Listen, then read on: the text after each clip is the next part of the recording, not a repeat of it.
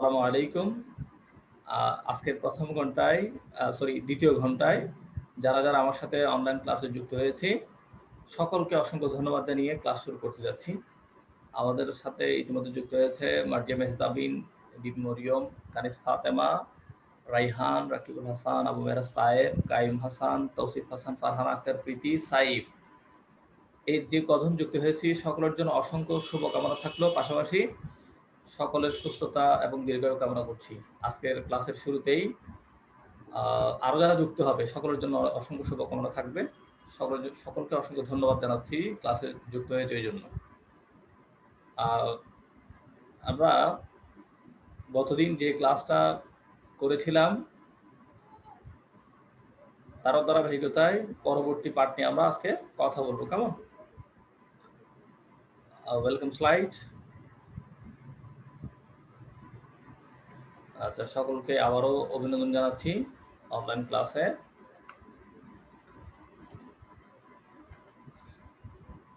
যথারীতি এখানে স্যারের পরিচিতি দেওয়া আছে, নতুন করে কিছু বলার নেই। আমরা স্লাইড মেনটেন করতে হচ্ছে বলে আমি দেখাচ্ছি। ইতিমধ্যে আমরা আজকের পাঠ্য বইয়ের মলাট দেখতে পাচ্ছি, ফ্রন্ট পেজ এবং ব্যাক পেজ, ঠিক আছে? এবং কিছু নির্দেশিকা। চলমান পঞ্চম অধ্যায়ের শিরোনাম হচ্ছে বাংলাদেশ ও বাংলাদেশের নাগরিক। দ্বিতীয় ঘন্টা চলছে। 3 নম্বর পার্ট, লেকচার নাম্বার 3, জুলাই মাস চলমান। কেমন? আচ্ছা, আজকের পাঠের সাথে সম্পর্কিত চিত্র নেই।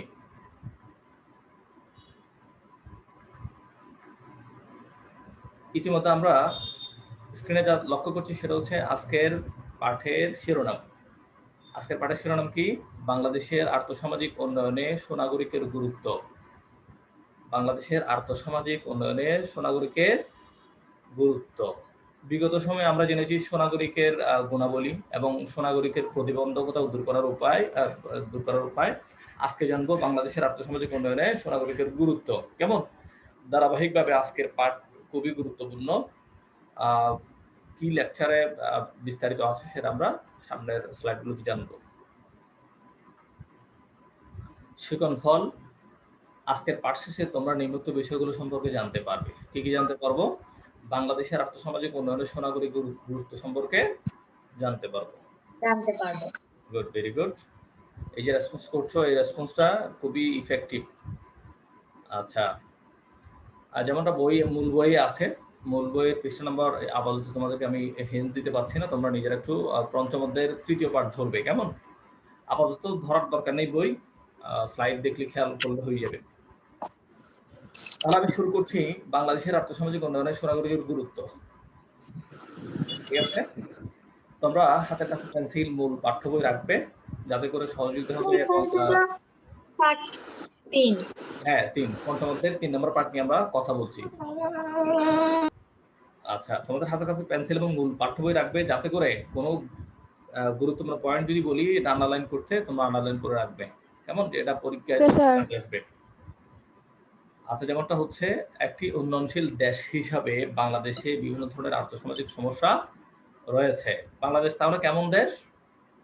প্রথম, উন্নয়নশীল দেশ। বাংলাদেশ কেমন দেশ? উন্নয়নশীল দেশ। তাহলে এই যে পয়েন্টটা খুবই গুরুত্বপূর্ণ। কেমন? আমরা এটা আন্ডারলাইন করে রাখবো নিজের জন্য এবং প্রশ্নোত্তর মানে পরীক্ষায় ভালো করার জন্য। কেমন? ফারহানা ভিডিওতে আসছিল আবার চলে গেছে। যেমনটা হোক, আমরা আশা করছি সকলেই এই জায়গা থেকে বেরিয়ে আসবে, এই যে নিজেকে অন্ধকারে রেখে ক্লাস করা থেকে বেরিয়ে আসবে। এগুলোর মধ্যে উল্লেখযোগ্য হলো নিরক্ষরতা, বেকারত্ব, দারিদ্র, দুর্বল অর্থনীতি, আইন শৃঙ্খলা পরিস্থিতি, দুর্নীতি, তারপর অধিক জনসংখ্যা ইত্যাদি। তাহলে বাংলাদেশ উন্নয়নশীল দেশ হিসেবে যে সকল আর্থসামাজিক সমস্যার কথা এখানে উল্লেখ করা হয়েছে তার মধ্যে আমরা জেনেছি কি? নিরক্ষরতা, মানে যার অক্ষর জ্ঞান নেই, যে লিখতে পারে না। কেমন? নিজের নাম দস্তখত করতে পারে না, নিজের নাম সিগনেচারে লিখতে পারে না। কেমন? মানে তাকে টিপসই দিতে হয়। তাহলে সে কি? নিরক্ষর। এই নিরক্ষরতা বাংলাদেশের আর্থসামাজিক সমস্যার মধ্যে একটি। বেকারত্ব, শিক্ষিত বেকার আছে আবার অশিক্ষিত বেকার আছে। এই দুই ধরনের বেকার বাংলাদেশে বর্তমানে বিদ্যমান। ঠিক আছে? তুমি তোমার আশেপাশে বাড়ির পরিচিত অনেক আত্মীয়স্বজন খোঁজ করলে পাবে বেকার আছে। কেমন? মানে যার কাজ নেই, যে কাজ করার ক্ষমতা রাখে কিন্তু তার কোনো কাজ নেই বা কাজ পাচ্ছে না। দারিদ্রতা বাংলাদেশের সর্বত্রই বিরাজমান এবং দারিদ্রতার কষাঘাতে আমরা এখন জর্জরিত। দুর্বল অর্থনীতি, বাংলাদেশ বর্তমান যে অর্থনীতির উপরে এগিয়ে যাচ্ছে, এই অর্থনীতি আসলেই কি মানে একটা স্ট্রং মানে শক্তিশালী অর্থনীতিতে আমরা এখনো দাঁড়াতে পারিনি। ও আইন শৃঙ্খলা পরিস্থিতি, বাংলাদেশের আইন শৃঙ্খলা পরিস্থিতি হচ্ছে সরকার কেন্দ্রিক। আমি যদি বলি, যখন যে সরকার আসে সেই সরকারের কাজ করে। এটা নিজস্ব একটা যে আইন প্রয়োগ করবে এই ধরনের একটা পরিস্থিতি বোধহয় এখন আমার মনে হচ্ছে না তৈরি হয়েছে। সরকারের আইন মানে এটাই হচ্ছে কথা। তারপরে দুর্নীতি, এই দুর্নীতির কথা তো বলতেই হয়। বাংলাদেশ বিগত সময়ে দুর্নীতিতে চ্যাম্পিয়ন হয়েছে, এরকম সময় আমরা দেখেছি অতীতে। অধিক জনসংখ্যা, আরেকটি সবচেয়ে বড় সমস্যা হচ্ছে কি অধিক জনসংখ্যা। বাংলাদেশের যে আয়তনের তুলনায় জনসংখ্যার ঘনত্ব বেশি। তাহলে এগুলো হচ্ছে কি আর্থসামাজিক সমস্যা। প্রতিযোগিতামূলক বর্তমান বিশ্বে বাংলাদেশকে একটি উন্নত রাষ্ট্র হিসেবে প্রতিষ্ঠিত করতে হলে এ সকল সমস্যার সমাধান অপরিহার্য।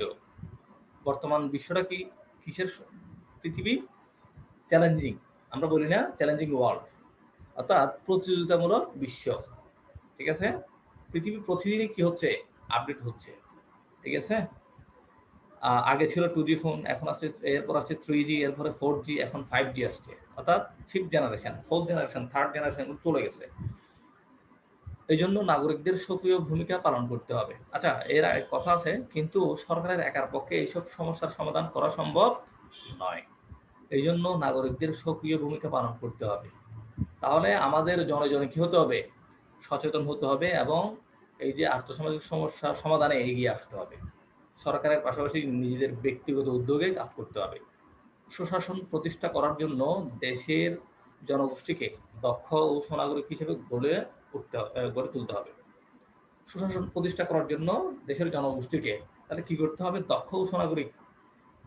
শুধু আমরা নাগরিক হিসেবে গড়ে উঠলে হবে না, সুনাগরিক হিসেবে গড়ে উঠতে হবে। সুনাগরিক হিসেবে যে গুণাবলীগুলো থাকা দরকার, ওই গুণাবলীগুলো আমাদের মধ্যে চর্চা করতে হবে। একমাত্র সুনাগরিকের পক্ষেই দেশের এইসব আর্থসামাজিক সমস্যার সুষ্ঠু সমাধানে যথাযথ ভূমিকা পালন করা সম্ভব। নাগরিক হলেই কিন্তু দেশের বর্তমান এই সমস্যাগুলো, আর্থসামাজিক সমস্যাগুলো সমাধান করা সম্ভব নয়। কখন হবে সমস্যার সমাধানের কার্যকর পার্সন, ব্যক্তি? যখন সুনাগরিক হবে। তাহলে আমাদের আজকে এই লেকচারটা হচ্ছে সুনাগরিকের যে মানে তোমার কি বলবো ভূমিকা, ওই ভূমিকাটা আমরা আজকে জানবো। আমরা জানি সুনাগরিকের রয়েছে 3টি প্রধান গুণ। সুনাগরিকের গুণ কয়টি? 3টি। কি কি? বুদ্ধি, আত্মসংযম ও বিচার বিবেক। আমরা প্রথম লেকচারে জেনেছি, প্রথম পাঠে জেনেছি, কেমন সুনাগরিকের গুণাবলীর মধ্যে জেনেছি। তাহলে এই যে সুনাগরিকের গুণাবলীগুলোর কথা বলা হচ্ছে, এই গুণাবলীগুলো আমাদেরকে কি করতে হবে, চর্চা করতে হবে। যাদের আছে তো ভালো, আর যাদের নেই, যাদের কম আছে, কোনো একটা অসম্পূর্ণ আছে, সেটাকে আমরা কি করবো, চর্চা করলে আশা করছি আমরা এখান থেকে বেরিয়ে আসতে পারবো।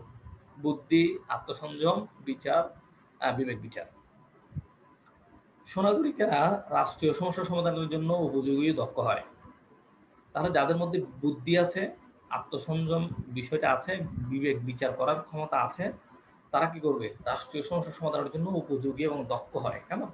কারণ সুনাগরিক সহজেই আর্থসামাজিক সমস্যাগুলো বুঝতে পারে এবং তাদের বুদ্ধিমত্তা, দক্ষতা, বিচার বিবেক, বোধ ইত্যাদির সাহায্যে এইসব সমস্যা সমাধানের নাগরিকের প্রত্যাশিত ভূমিকা ও দায়িত্ব পালন করতে পারে। তারও সুনাগরিক কেন প্রয়োজন? সুনাগরিক বুঝতে পারে আর্থসামাজিক সমস্যাগুলো এবং খুব দ্রুতই বুঝতে পারে এবং এগুলোর সমাধানে সে কাজ করতে পারে, নিজেকে কি করতে পারে, ডেভেলপ করতে পারে। অতএব সুনাগরিক দেশের মূল্যবান সম্পদ। তাহলে তোমাদেরকে যদি একটা প্রশ্ন করি, কারা মূল্যবান সম্পদ, দেশের মূল্যবান সম্পদ কারা? কি হবে? সুনাগরিক। সুনাগরিক। এর আগের একটা প্রশ্ন তোমাদেরকে আমি যদি করি, যেমনটা প্রথম পাঠের একটা প্রশ্ন তোমাদের এখানে করা হচ্ছে, সেটা সুনাগরিকের গুণাবলী কয়টি? 3টি। 3টি। তাহলে সুনাগরিকের গুণাবলী আবারও আমরা চর্চা করব, সেটা হচ্ছে বুদ্ধি, আত্মসংযম, বিবেক বিচার। বুদ্ধি, আত্মসংযম, বিবেক বিচার। নিজে নিজের উদ্যোগে এগুলো চর্চা করবে। আমি বলছি, শুধু আমি বললে হবে না, তোমাদেরকে নিজের উদ্যোগেও বলার চেষ্টা করতে হবে। তারপরে যেমনটা আছে, সুনাগরিক বিভিন্ন সমস্যা ও প্রতিবন্ধকতা দূরীকরণের মাধ্যমে সমাজ ও সরকারকে সঠিক পথে পরিচালিত, আত্মনির্ভরশীল ও একটি উন্নত দেশ হিসেবে প্রতিষ্ঠা করতে পারে। তাহলে কি সুনাগরিক বিভিন্ন সমস্যা ও প্রতিবন্ধকতা দূরীকরণের মাধ্যমে আমাদের যেমন সুনাগরিক মানে আত্মসমাজ কি বলা হচ্ছে, দ্বিতীয় পাঠে আমরা কি বলেছিলাম, প্রতিবন্ধকতার কথা বলেছিলাম। কেমন সুনাগরিক এমনি এমনি গড়ে উঠবে না, সুনাগরিক গড়ে উঠতে অনেক কাঠখড় পোড়াতে হবে। তাহলে ওই যে প্রতিবন্ধকতাগুলো তাকে দূর করতে হবে, প্রতিবন্ধকগুলো বুঝতে হবে এবং ওগুলো দূর করতে হবে। তাহলে কি করতে পারবে, সমাজ ও সরকারকে সঠিক পথে পরিচালিত করতে পারবে, আত্মনির্ভরশীল করতে পারবে এবং একটি উন্নত দেশ হিসেবে প্রতিষ্ঠা করতে পারবে। ঠিক আছে? আচ্ছা, নাগরিকের অধিকার অর্জন ও দায়িত্ব পালন। আচ্ছা, এই নিয়ে আমরা যদি একটু কথা বলি, বিশ্বের সব দেশের নাগরিক রাষ্ট্রের কাছ থেকে বিভিন্ন ধরনের অধিকার ভোগ করে। তারা রাষ্ট্রীয় অধিকার ভোগ করার ক্ষমতা কার? কানিস, রাষ্ট্রীয় অধিকার ভোগ করার ক্ষমতা কার? এই অধিকার কার? নাগরিকের। কার? নাগরিকের। বিনিময়ে নাগরিককেও রাষ্ট্রের প্রতি কিছু দায়িত্ব কর্তব্য পালন করতে হয়। যেমন আমরা এই ক্লাসে জয়েন করতে পেরেছে কারা? যারা আমরা সপ্তম শ্রেণীতে আছি। কেমন অষ্টম শ্রেণীর বা ষষ্ঠ শ্রেণীর কেউ এখানে আমাদের ক্লাসে নেই, আছে? নেই। আমরা যেহেতু সপ্তম শ্রেণীতে আছি, দ্বিতীয় ঘন্টা বাংলাদেশের বিশ্ব পরিচয় বিষয় সপ্তম শ্রেণীর ক্লাস হচ্ছে। ঠিক আছে? এই ক্লাসে একমাত্র সপ্তম শ্রেণীর যারা বিডিএস ক্লাসে থাকবে তারাই থাকতে পারবে, তারাই এই বিভিন্ন সুবিধা ভোগ করতে পারবে। ঠিক আছে? তাহলে তোমাদেরকে এই সুবিধা ভোগ করার পাশাপাশি কিছু দায়িত্ব কর্তব্য পালন করতে হয়, হয় না? নির্দিষ্ট সময় ক্লাসে আসতে হয়, স্যারের কথা শুনতে হয়, স্যারের সিডাব্লিউ দিলে করতে হয়, হোমওয়ার্ক দিলে করতে হয় না? ঠিক বিনিময়ে নাগরিককেও রাষ্ট্রের প্রতি কিছু দায়িত্ব কর্তব্য পালন করতে হয়। নাগরিক শুধু রাষ্ট্রীয় অধিকার ভোগ করবে তা নয়, এটা তার অধিকার, কিন্তু সেই সাথে কি করতে হবে, কিছু দায়িত্ব কর্তব্য পালন করতে হয়। আমরা বাংলাদেশের নাগরিক। তোমাদেরকে একটা প্রশ্ন করি, আমরা কোন দেশের নাগরিক? বাংলাদেশের নাগরিক। আমরা যারা ক্লাসে যুক্ত আছি, সপ্তম শ্রেণীর বিজিএস ক্লাসে যারা যুক্ত আছি, আমরা কোন দেশের নাগরিক? বাংলাদেশের নাগরিক। বলতে ভয় লাগে?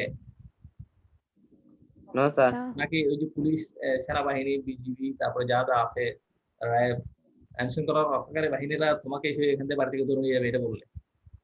হ্যাঁ, আমরা কোন দেশের নাগরিক? বাংলাদেশের। আমরা বাংলাদেশের নাগরিক। গুড।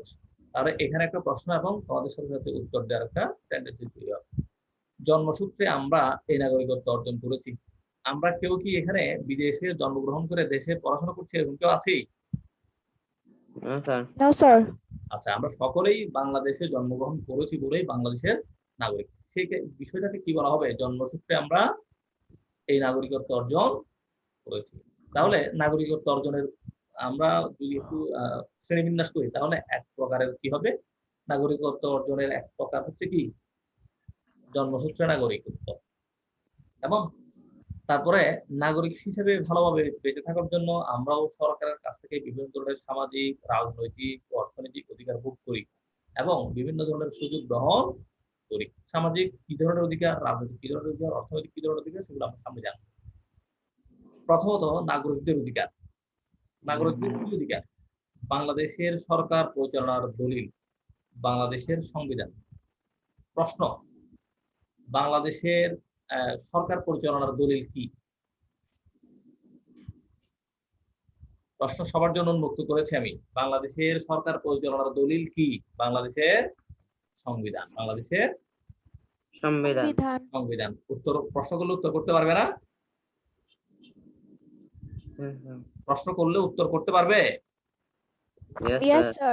আমি কি বলেছিলাম, বাংলাদেশের সরকার পরিচালনা, বাংলাদেশের সরকার পরিচালনার দলিল কি?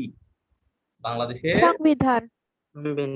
বাংলাদেশের সংবিধান। এই অধিকারগুলো উল্লেখ করা আছে। নাগরিকের অধিকার কোথায় উল্লেখ আছে? বাংলাদেশের সংবিধানে। বাংলাদেশের সংবিধানে। নাগরিকের অধিকার কোথায় উল্লেখ করা আছে? বাংলাদেশের সংবিধানে। তাহলে এই বিষয়টা তুমি শুধু পরীক্ষার জন্য শিখলে হচ্ছে না, পাশাপাশি তোমার ব্যক্তিগত জীবনেও দরকার আছে। কেমন? তোমাকে কেউ যদি প্রশ্ন করে তুমি যে বাংলাদেশের নাগরিক, কোন দেশের নাগরিক তুমি? বাংলাদেশের। এই যে নাগরিক হিসেবে তুমি যে অধিকারগুলো ভোগ করবে, এইগুলো কোথায় লেখা আছে? বাংলাদেশের সংবিধানে। কেমন?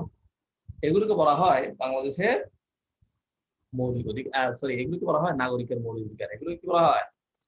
নাগরিকের মৌলিক অধিকার। সংক্ষেপে আমাদের মৌলিক অধিকারগুলো হলো,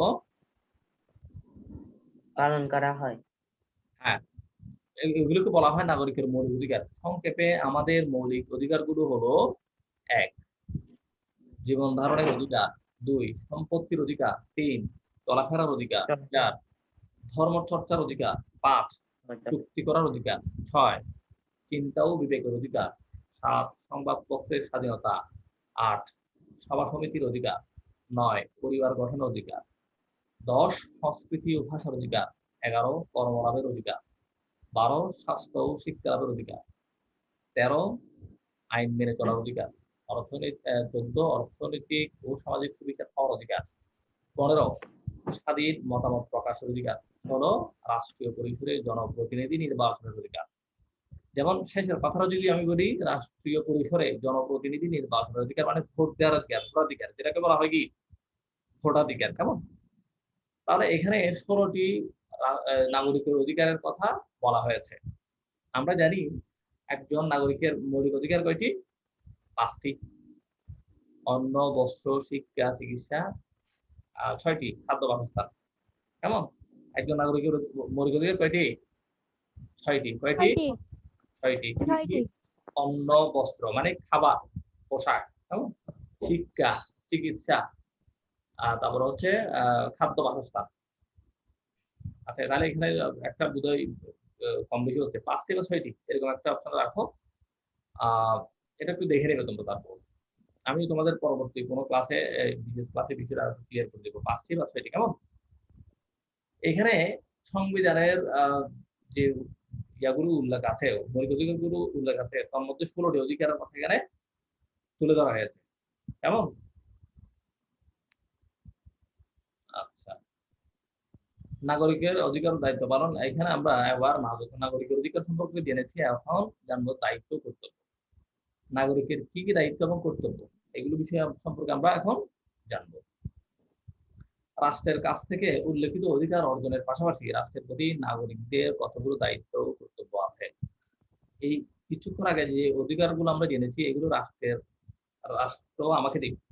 এখন বলছে রাষ্ট্রের প্রতি দায়িত্ব ও কর্তব্য, মানে রাষ্ট্রকে আমি কি দিব, বাংলাদেশের নাগরিক হিসেবে আমি রাষ্ট্রকে কি দিব। ঠিক আছে? এর মধ্যে প্রধান দায়িত্বগুলো হলো রাষ্ট্রের প্রতি আনুগত্য।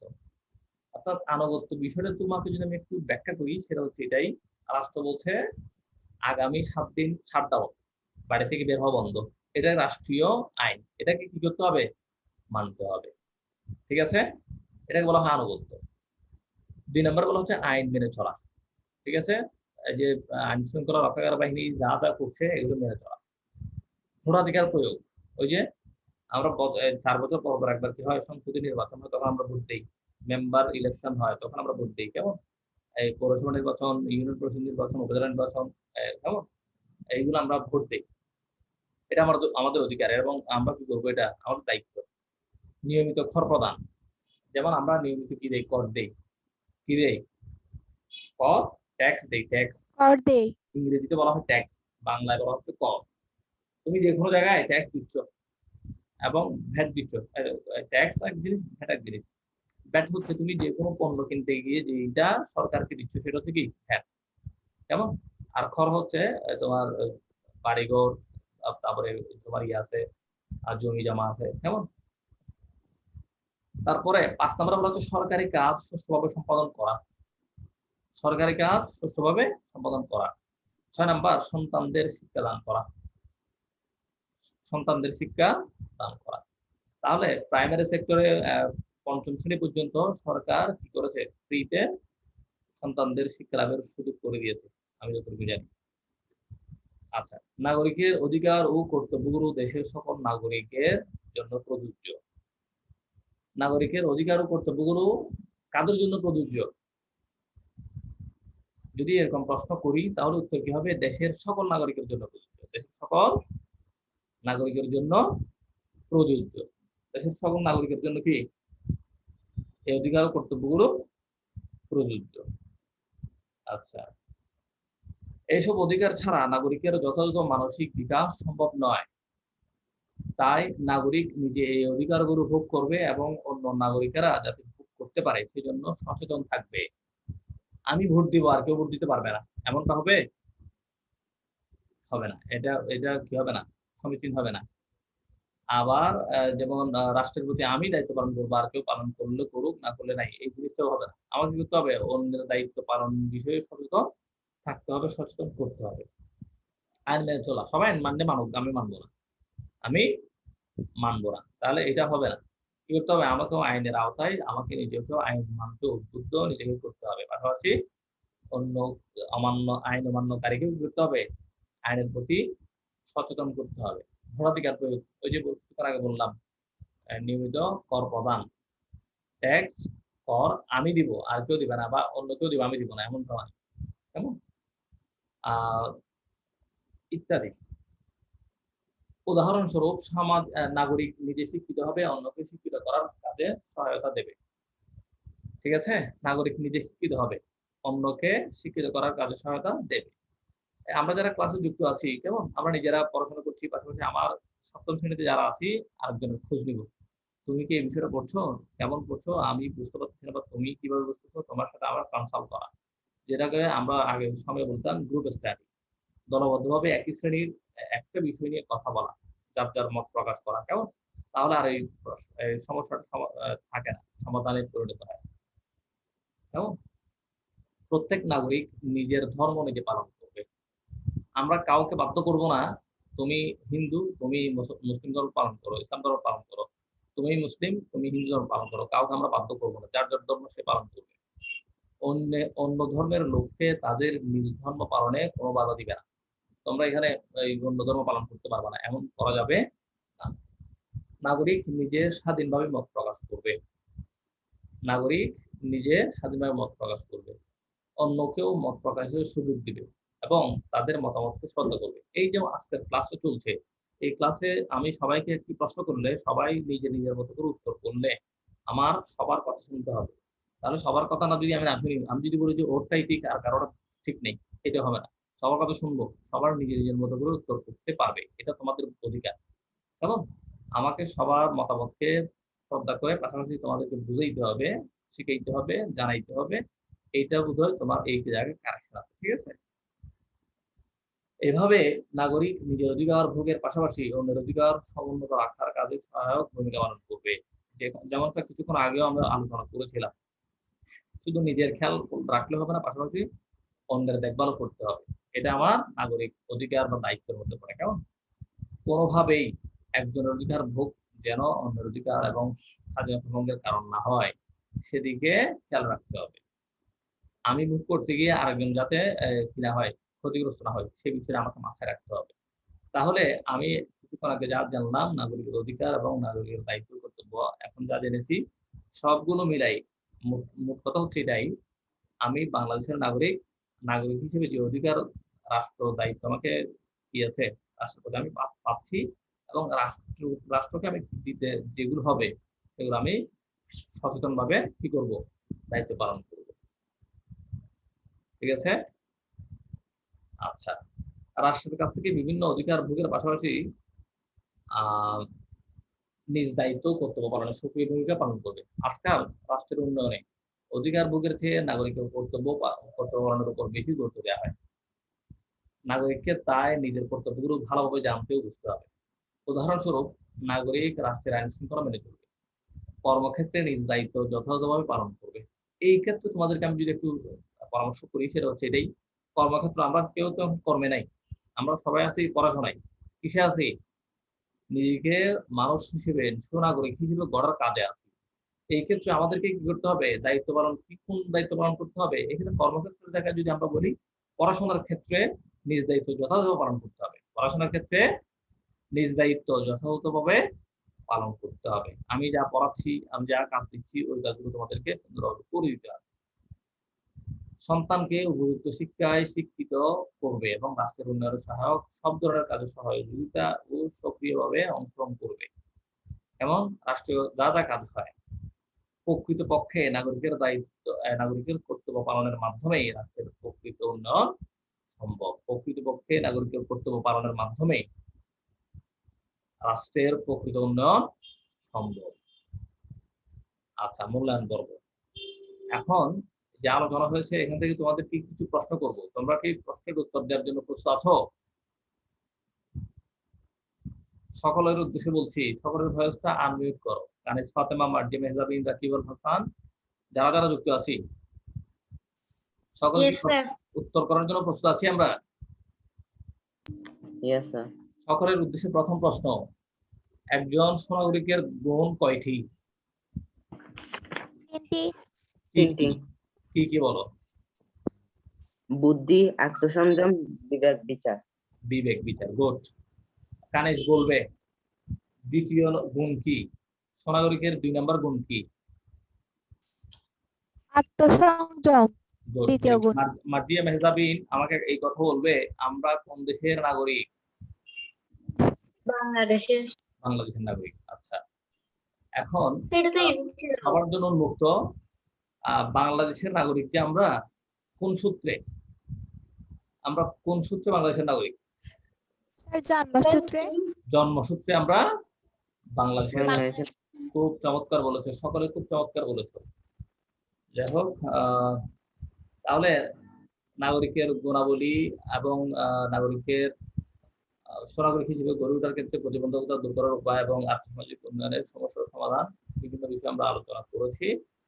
আশা করছি তোমরা আজকের পাঠটি বুঝতে পেরেছো। কেমন? কার কোনো প্রশ্ন আছে? No sir. আমরা সকলে তাহলে আজকের লেকচারটা শুনেছি, দেখেছি, বুঝতে পেরেছি। কেমন? আচ্ছা, আর চতুর্থ কি অধ্যায় আছে? চতুর্থ কি পাঠ আছে এটাতে? না স্যার। আচ্ছা, কি চতুর্থ পাঠ আছে? তাহলে পঞ্চম স্যার অধ্যায় পার্ট 4 আছে তো? আছে। আচ্ছা, Yes, পার্ট sir. 4 থাকলে পার্ট 4 এর 10টি কুইজ প্রশ্ন রেডি করে কি করবে? আমাদের অ্যাপস এর হোমওয়ার্ক মডিউলে আপলোড করতে চেষ্টা করবে। আমি বলছি না তোমরা করবে, এটা যদি চর্চা করো তাহলে অবশ্যই পারবে। অনেকের কমপ্লেইন আছে আমরা আপলোড করতে পারি না। তোমাদের যাদের সমস্যা হয় আমাকে নক করবা, আমি একটা তোমাদেরকে ছোট ক্লিপ দেব কিভাবে হোমওয়ার্ক মডিউলে হোমওয়ার্ক আপলোড করতে হয়। কেমন? ঠিক আছে? আল্লাহ Yes, sir. হাফেজ। আল্লাহ হাফেজ বলতে বলি না, এটা কি আল্লাহ হাফেজ বলে দিল মাটিয়া? আমি বলছি। আচ্ছা, তো আলরেডি আমাদের যুক্তরা তো তারা কেন ক্লাসের শুরুতে অনেকে যুক্ত ছিল, এখন অনেকে চলে গেছে। এটা কিন্তু অভদ্রতা। যারা যারা যুক্ত এখনো আছো সকলের জন্য অসংখ্য শুভকামনা। এটা হচ্ছে যারা যারা যুক্ত আছো তাদের প্রতি শ্রদ্ধা, ভালোবাসা। কেমন? তোমাদের সকলের সুস্বাস্থ্য দীর্ঘায়ু কামনা করছি। আমাদের আরো কিন্তু 5 মিনিট সময় আছে। আগে ছেড়ে দেওয়ার একটাই কারণ, আমাদের কারো কোনো প্রশ্ন নেই, লেকচারটি তোমরা বুঝতে পেরেছো, করাচ্ছি না। আর তোমরা হোমওয়ার্ক গুলো ভালো করবে। কেমন? আর সামনে যে আসবে কুইজ পরীক্ষা হোক বা যে পরীক্ষা, ওই পরীক্ষার জন্য তোমরা সুন্দর করে প্রস্তুতি নিবে, নিয়মিত খাওয়া দাওয়া করবে, ঘুমাবে, পড়াশোনা করবে, খেলাধুলা করবে, নিজের স্বাস্থ্যের প্রতি যত্ন নিবে। কেমন? কোভিড প্যান্ডামিকের এই সময়ে আমরা সকলে সচেতন থাকবো। কেমন? এবং পাশাপাশি আমাদের পরিবারের যারা আছেন তাদেরকে আমরা কি করবো? সচেতন করব, তাদের দেখভাল করব। অযথা বাসার বাইরে বেরোবো না। ঠিক আছে? বাসার বাইরে কিন্তু এখন আইন শৃঙ্খলা রক্ষা বাহিনী, পুলিশ, বিডিআর, র্যাব সবগুলো আছে। এখন কিন্তু পাশা লাল করে ফেলবো মারি। বুঝছো? অপরিহার আমরা বাড়ির বাইরে যাব না। ঠিক আছে? Yes, sir. আচ্ছা, সকলের জন্য অসংখ্য শুভকামনা। সকলে ক্লাসে যুক্ত ছিলে, স্যারের আলোচনাটা মনোযোগ সহকারে শুনেছ, স্যারকে সহযোগিতা করেছ। আগামী দিনেও তোমরা ক্লাসগুলো নিয়মিত করবে এবং যারা এখনো লুকিয়ে ক্লাস করছো এখান থেকে বেরিয়ে এসে সুন্দর মতো ভিডিওতে ক্লাসে যুক্ত থাকবে আশাবাদ ব্যক্ত করে আজকের মতো ক্লাস এখানে শেষ করতে যাচ্ছি। আসসালামু আলাইকুম। আসসালামু আলাইকুম স্যার। ওয়া আলাইকুম আসসালাম।